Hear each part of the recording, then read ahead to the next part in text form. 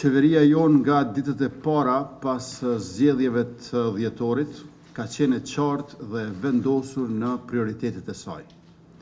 Një nga 5 vendimet e para të qeverisë së re ishte edhe miratimi i pakos për përballje me inflacionin 2.0 në vlerë prej 200 milion eurosh.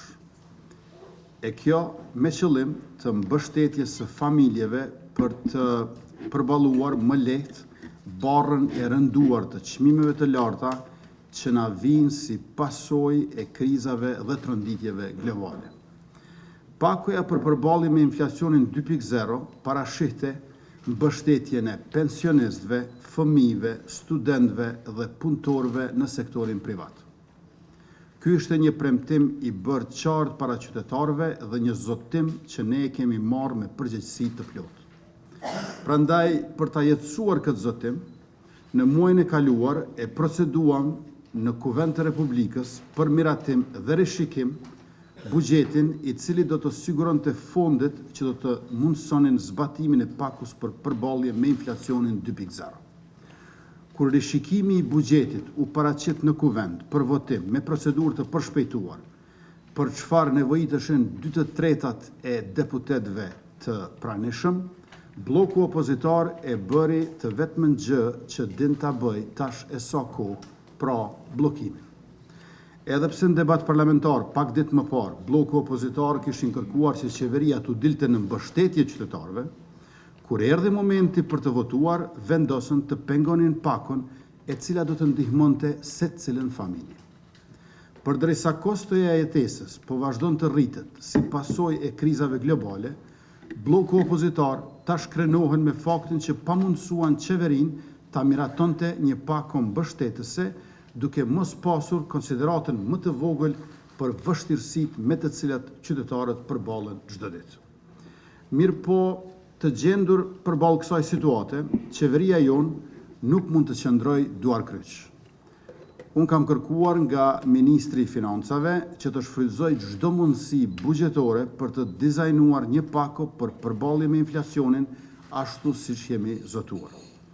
Qytetarët e Republikës duhet ta dinë dhe gjithmonë duhet të llogarisin se qeveria jonë dhe e tyre nuk do t'i lërë kurrë vetëm, pavarësisht pengesave apo bllokadave që të tjerët mund t'i vendosin në rrugën tonë të përbashkët. Prandaj, sot kam kënaqësinë t'ju njoftoj për pakon për përballje me inflacionin 2.0, të cilën e kemi dizajnuar dhe do ta miratojmë sot me masat si vijën. Mbështetje njëhershme prej 100 eurosh për pensionistët. Mbështetje njëhershme prej 100 eurosh për fëmijët.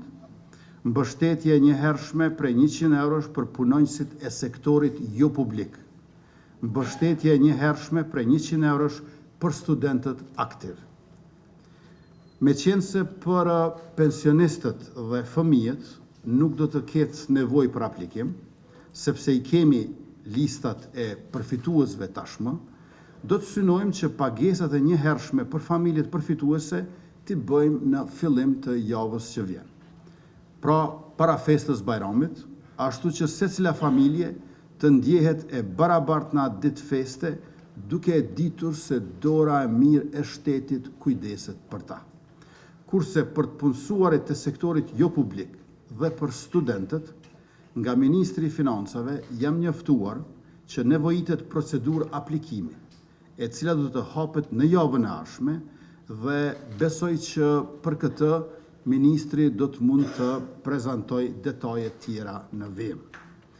Jemi të vetëdijshëm se në mungesë të buxhetit të rishikuar, i cili u bllokua nga bloku opozitar, kjo pako të dashur qytetar nuk i adreson të gjitha problemet e nevojat, por sadopak lehtëson barrën për secilën familje në vendin tonë. Sepse, për dallim nga bloku opozitar, qeveria jonë është qeveri që kujdeset që dora e shtetit të prek secilin.